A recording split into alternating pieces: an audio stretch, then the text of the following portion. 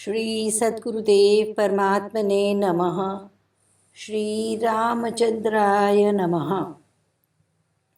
श्री सद्गुरुदेव सन्निधि भाग 6 में आगे साधना के ही विषय में आगे बढ़ते हुए पेज 209 पर श्री गुरुदेव ने बताया है निष्ठा के बारे में। एक वैश्य तुलसीदास जी के पास गया और कहा कि मुझे ईश्वर के दर्शन कराइए। तुलसीदास जी ने कहा कि यह नीम पर पेड़ पर चढ़ जाओ और नीचे भाले गड़वा कर उस पर कूद जाओ, भगवान के दर्शन हो जाएंगे। महाजन भाले गड़वा कर नीम पर चढ़ गया और कूदने के लिए एक पैर आगे निकला तो स्त्री याद आ गई, पुत्र याद आ गया। उधर से एक क्षत्रिय निकला। उसने महाजन से पूछा, क्या कर रहे हो? उसने सारा किस्सा सुनाया। क्षत्रिय ने कहा कि ये मेरे पास जो धन है यह तुम ले लो और घर जाकर धंधा करो, मैं भगवान के दर्शन करता हूँ। क्षत्रिय नीम पर चढ़कर भाले पर कूदा। कहते हैं वह फूल की तरह हल्का होकर भाले पर लेटा हुआ पाया गया और उसे जरा भी चोट नहीं आई। यह है निष्ठा। हम देश के कुछ भी नहीं हैं, परंतु छोटेपन से ही हमारा ऐसा संस्कार बन गया है कि देश की आपत्ति पर हमें कुछ न कुछ करने का विचार रहता है। जब पाकिस्तान का युद्ध हुआ तब रात भर नींद नहीं आती थी। ऐसा लगता था कि मगज फिर जाएगा। आप लोग जितने ही सेवा करने आए हैं सब गरीबी सहन कर लेना, पर नीति कभी नहीं बेचना। अनीति के सोने के ढेर को भी लात मार देना। पेज 115। श्रद्धा। श्रद्धा अटल होनी चाहिए। श्रद्धावान लभते ज्ञानम। ऐसा नहीं होनी चाहिए कि वाणी में भगवान है, तन से है गुरुदेव, मन से है फोटू फकत, कह विधि होवे सेव। श्रद्धा में कमी होती है तभी ये बातें होती है। श्रद्धा बड़ी बलवान है। सामने से सब बराबर बोलते हैं, सब बराबर है, सब पकने वाले फल है, सब पकेंगे। कभी कभी गुरु को प्रणाम कर दिया, दर्शन हो गए। कभी कभी भगवान अपनी कर रहा है, दूसरा कौन कर सकता है? अपने के लिए कोई ना कोई तो कर ही रहा है ना। देबर भाई मुझसे कह रहे थे, आपको तो प्रधानमंत्री बनाया जाए तो जनता जनार्दन का कष्ट दूर होवे। हमने कहा रहने दो, क्यों नरक में डालते हो? वे कहने लगे, आप सौराष्ट्र में होते हुए भी हम अंधेरे में रहे। मैं एक जगह बैठा था, दो भाई आए। एक ने एक साधु को दुशाला ओढ़ाया तो दूसरे को बुखार आ गया। उसने पूछा कि बुखार क्यों आया? उन्होंने कहा कि इतना कीमती दुशाला साधु को ओढ़ा दिया, इससे बुखार आ गया। देखो यह है दशा। अरे एक पैसा खर्च करने को भी उदार ऐसा हृदय चाहिए। जब अपनी कमाई का पैसा आप लोग मेरे भरोसे पर मुझे देते हो, मैं सोचता हूँ उसको ठीक तरह से व्यय करने की व्यवस्था करने की मेरी जिम्मेदारी है। देखो अपने 4 आदमी आज जा रहे हैं, भगवान शाम तक और 4 आदमी भेज देंगे। सेवा करो भैया, सेवा कर लो। अरे इतनी मेहनत का कमाया पैसा देने वाला दे रहा है, फिर सेवा करने में ही अपना क्या जाता है? आज मनुष्य शरीर है, फिर भी ऐसा ही मिलेगा ही क्या? क्या मालूम ये शरीर काम ही क्या आएगा। मानव सेवा तो बहती गंगा जी है। बहती गंगा जी में हाथ धो लो, स्नान कर लो। अंधाधुंध की साहबी, घटाटोप का राज, कहीं कहीं आलू है तो कहीं कहीं पर प्याज। अंधाधुंध चलने दो बाबा, ये दिन भी नहीं रहेंगे, वो दिन भी गए। अरे इंजेक्शन से कुछ नहीं होगी, शांति से आराम से पड़ा रहने दो, यही मेरी दवा है। देखो अक्टूबर तक खूब चलाओ, इसमें तुम्हारा मिथ्याभिमान है कि मैं कर रहा हूँ। न मैं करता हूँ न तुम करे हो, इसे तो कर रहे हैं भगवान। इस समय अपने पास में 200 क्विंटल अनाज जरूरियात से ज़्यादा है, लेकिन किसी भी हालत में मैं उसे किसी को भी देने वाला नहीं हूँ, वह गरीबों के लिए है। समय, वृक्ष और पुरुष सदैव एक से नहीं रहते। समय हमेशा बदलता रहता है। वृक्ष हमेशा नहीं फलता और पुरुष का प्रेम सदैव एक सा नहीं रहता। पेज 125। सहन करना साधारण वस्तु नहीं। प्रज्ञा कहती है मैंने खूब सहन किया। हम बहुत सहन करते हैं। मैंने पूछा भीतर अंतःकरण में विचार आते हैं, दुख होता है? प्रज्ञा बोलती है हाँ, हाँ होता है। तो मैंने कहा फिर क्या सहन करती हो? सहन करना तो वो है कि मन में भी दुख न हो। जो बदला नहीं ले सकता है वो दीन है। सबल वो है जो बदला ले सकता है। सहन करना वो है जो भी आघात हो तब भी चित्त ऐसा ही रहे।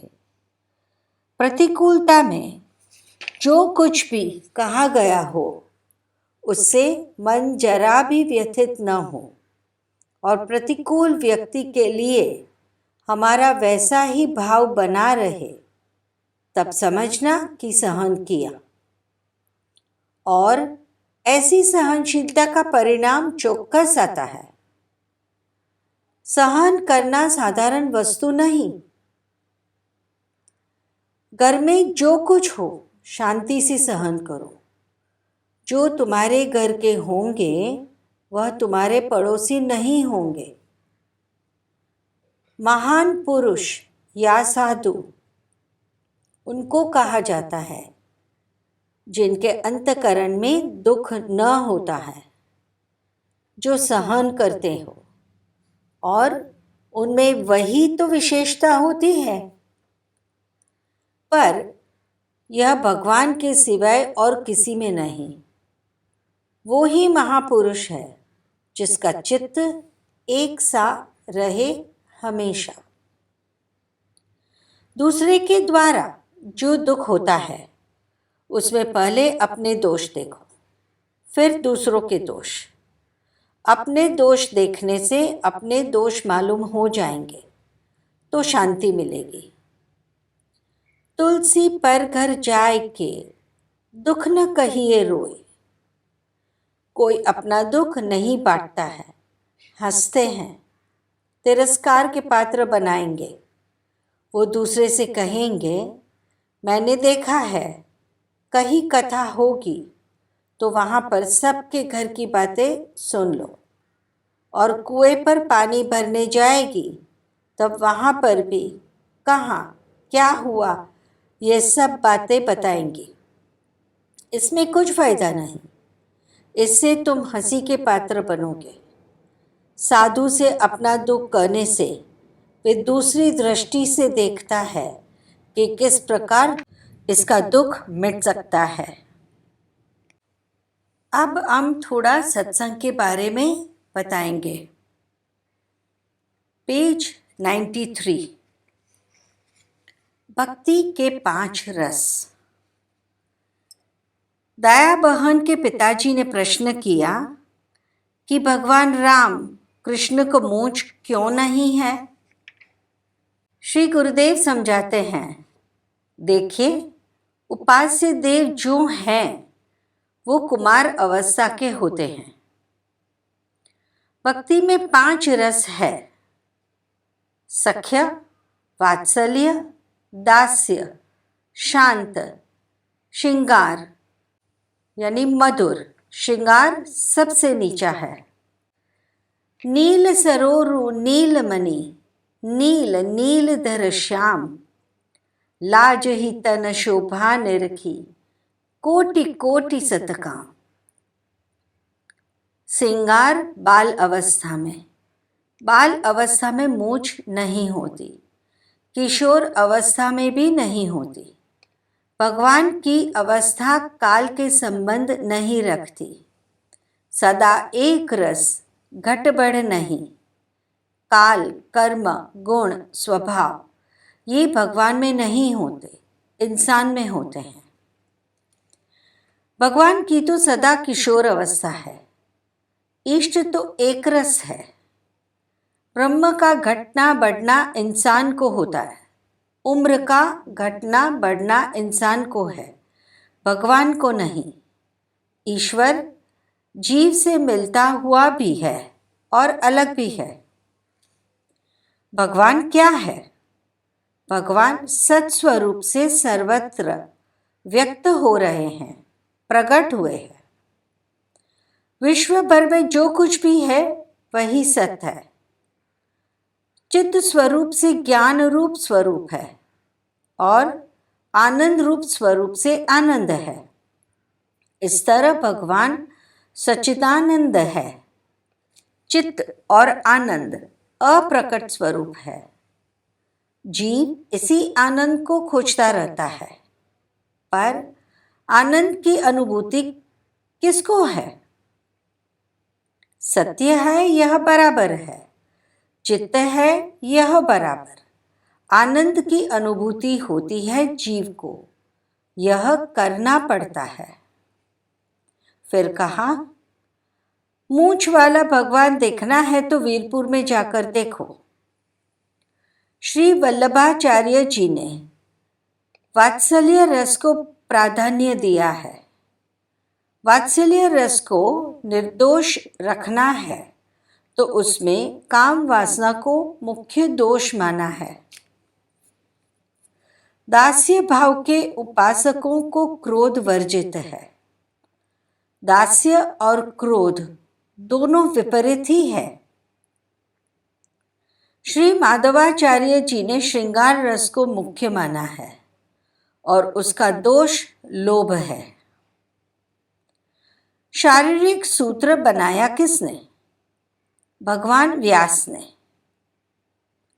बना दास साधन करे, राम रहे चहु खूंट। मेरा यह सिद्धांत मुझे भगवान ने दिया है। मैं पूछता हूँ कि चश्मा तुमने लिया है, उसमें त्याग है कि नहीं? फिर समझो भगवान के लिए कितना त्याग चाहिए। उसमें अपने को बिल्कुल शरणागति कर दो, फिर देखो क्या ध्यान होता है, कैसा मन लगता है। अपने को भूल जाना चाहिए। माधव संप्रदाय में मोह, रामानुज संप्रदाय में क्रोध, निर्वाक संप्रदाय में लोभ, वल्लभ संप्रदाय में काम, यह सब दोष है। साधु मेरे सब बड़े, अपनी अपनी ठौर, अपनी अपनी फौज, शब्द क्रांति क्रांति। जिस प्रकार चमत्कार होता है वो साधु नहीं होता, जिस पर चमत्कार होता है वो साधु नहीं होता। पेज 133 पर श्री गुरुदेव कहते हैं, असत्य का यथार्थ त्याग हो, तब सत्संग। देखो, सब तो सत्संग करते हैं और मैं करता हूँ बतसंग, यानी बातों का संग। सत्संग माने वेद, उपनिषद, पुराणों का व्याख्यान। मैं समझता हूँ कि सबसे पहले व्यवहार शुद्ध होना चाहिए। व्यवहार शुद्धि सबसे बड़ी चीज़ है। व्यवहार शुद्धि नहीं होती, उनके अंतःकरण की शुद्धि कभी नहीं हो सकती। और अंतःकरण की शुद्धि यानी सत्व की शुद्धि से सब कुछ होता है। सत्संग यानी सत्य का संग। सत्संग बातों का विषय नहीं, पर करने का, आचरण का विषय है। सत का संग स्वतः ही होने लगता है। यह अभी जो है वह सत्संग नहीं है, यह तो लतसंग है। लत यानी आदत। चलो भाई, सिनेमा में नहीं गए, घूमने नहीं गए और यहाँ चले आए, वरना हमारे में कोई परिवर्तन न हो, ऐसा कभी हो ही नहीं सकता। सत्संग से मोह न जाए तो क्या सत्संग? देखो, शास्त्र प्रमाण है, साक्षी है, सर्वांग सुंदर होते हैं। व्याख्यान सर्वांग सुंदर होते हैं। पर देखो, लुहार ऐसी बढ़िया तलवार बनाता है, पर चलाना नहीं जानता है। चलाना शूरवीर ही जानता है। ऐसे ही हम सुनाते हैं, आचरण में लाना तुम्हारा काम है, आचरण में उतारना चाहिए। एक महात्मा के पास एक बाई अपने लड़के को लेकर आई और कहा, आप बड़े महात्मा हैं, मेरा यह लड़का गुड़ ज्यादा खाता है, आप इसे उपदेश दीजिए। साधु ने जवाब दिया कि 8 रोज के बाद आना। दूसरी बार आने पर 8 रोज की अवधि बढ़ा दी। फिर बाई आई, तब महात्मा ने लड़के को गुड़ के गैरफायदे दिखाए। लड़का को जच गया और उसने गुड़ नहीं खाने की प्रतिज्ञा की। बाई को आश्चर्य हुआ, पूछा कि महाराज, आपने 15 दिन के बाद क्यों उपदेश दिया? महात्मा ने कहा, मैं खुद ही बहुत गुड़ खाता था, 15 रोज में छूट गया। फिर उपदेश दिया तो लड़के को बराबर जच गया। निष्कर्ष कि केवल उपदेश मात्र न दो, पहले खुद इसका आचरण करो, बाद में दूसरों को समझाने का प्रयत्न करें तो अवश्य सफलता मिलेगी। अपने दोषों का त्याग प्रथम करो। पेज 122 पर श्री गुरुदेव कहते हैं, जीवन को असली बनाओ। भजन करो, खूब भजन करो, खूब दान करो, कपड़ा बांटो, भोजन कराओ, अन्न बांटो। देखो भैया, त्याग में आत्मशांति है, भोग में नहीं। ज्यों ज्यों तृष्णा बढ़ती जाएगी, त्यों त्यों उद्वेग की ज्वाला संताप बढ़ेंगे। किसी को जब हम रोटी देते हैं, कपड़ा देते हैं, तब हमें आत्मसंतोष होता है। अपने घर पर कोई मित्र आता है, तब हम उसे चाय का कप पिलाते हैं तो हमें संतोष होता है। आत्मसंतोष जीवन का धन है। जीवन में आत्मसंतोष होना चाहिए। शुभ और अशुभ कर्मों से ही जन्म होता है, इसलिए यही सोचो। त्याग से रहो, अपना जीवन नकली न होने दो। देखो, कितने दिन के लिए जीवन है। जो पहले कहते आए जी, वो अब किवाड़ लगाते हैं। इसमें कोई खोट नहीं, यही परंपरा है। अब मृत्यु कैसी और जीवन कैसा? कोई वस्तु नहीं है। देखो भैया, एक वस्तु है, बस भजन करना है। बीती वो तो गई, अब आने वाले की नहीं। अब आगे ही देखो, खिला हुआ फूल फिर नहीं खिलता है। जीवन गया वो निकल गया। इसलिए बुद्धिमान पुरुष काल को त्याग करके अपना जीवन अच्छा बनाते हैं। देखो, इसमें दिखावट चल नहीं सकती, असलियत छिप नहीं सकती कभी झूठे असूलों से, खुशबू आ नहीं सकती कभी कागज के फूलों से। इसलिए ये चमक दमक मत करो, ये थोड़े दिन की है। जितना हो सके सदा सादा जीवन बनाओ। हमने भी चमक दमक कर ली, परिणाम देख रहे हो ना। जीवन को असली बनाओ, नकली नहीं। नकली फूल चाहे कितना भी सुंदर क्यों न हो, फिर भी उसमें से सुगंध नहीं आती है। जीवन में सादगी रखो, सच्चा जीवन वही है। दम मत करो, वैराग्य होना चाहिए।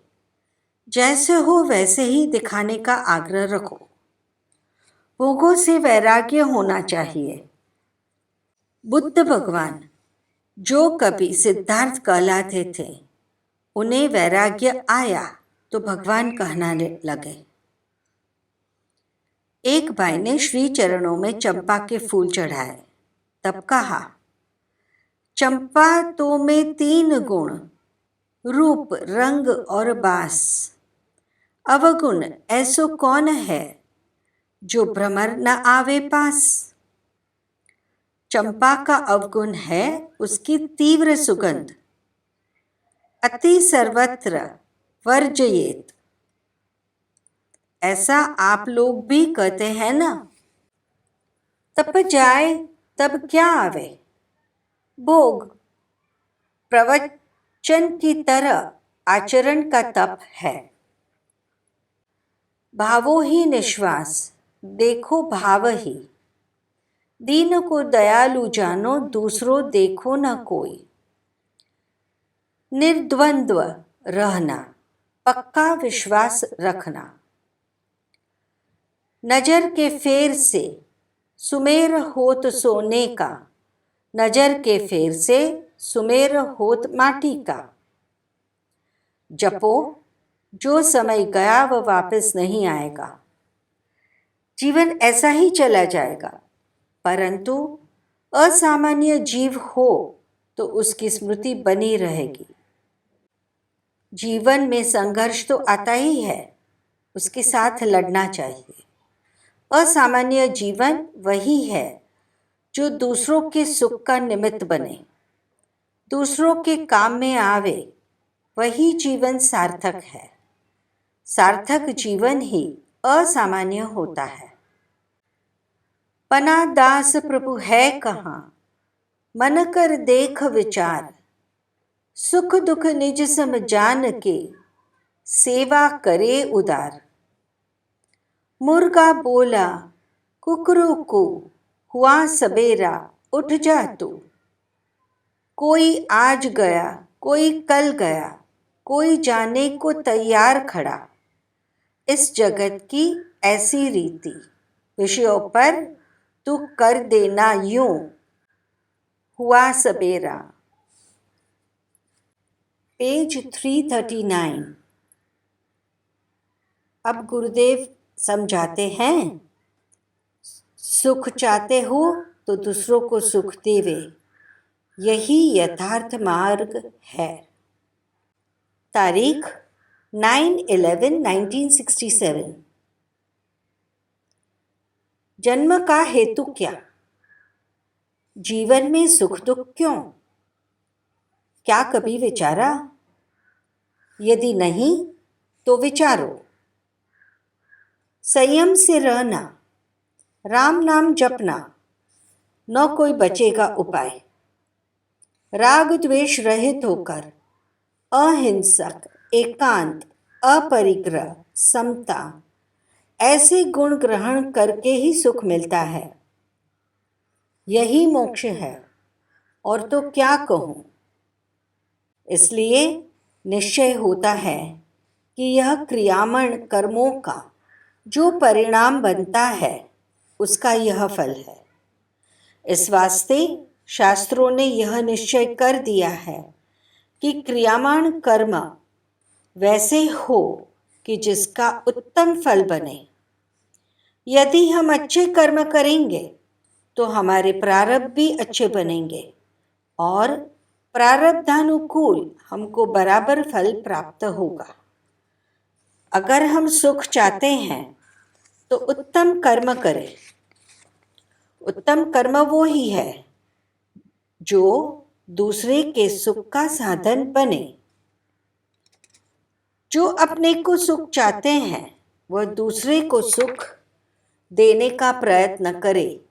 यही यथार्थ मार्ग है, बाकी कोई मार्ग बराबर नहीं।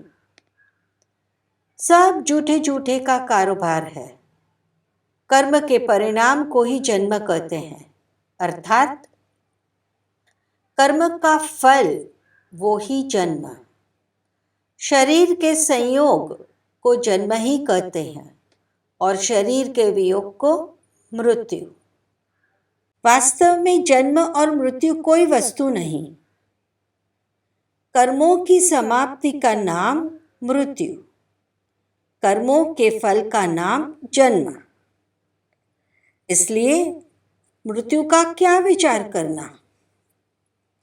जन्म मरण का विचार न करते हुए हम दूसरे को सुख दें और इसके विचार करें।